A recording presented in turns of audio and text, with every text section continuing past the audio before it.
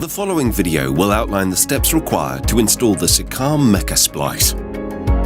Step 1. Select the correct splice to suit the conductor range. These splices are clearly marked with minimum and maximum conductor range. Please note, do not remove the black plastic end inserts and do not remove the plastic wrapping until all shear heads are removed. Step 2. Straighten the conductor to remove any curvature, then cut the conductor square so all strands are even and free of burrs. Step 3. Measure the conductor against the splice.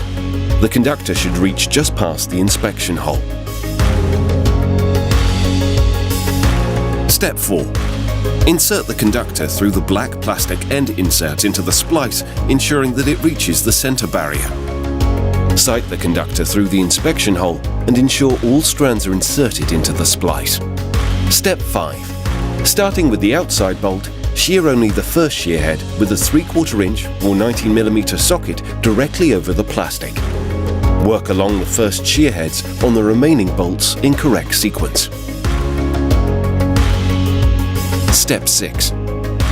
Using the same sequence, shear the second shear head, ensuring the heads shear flush to the body.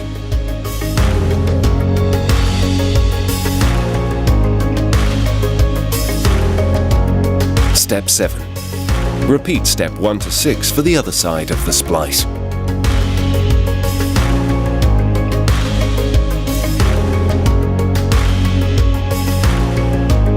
Remove the plastic wrapping and black plastic end inserts.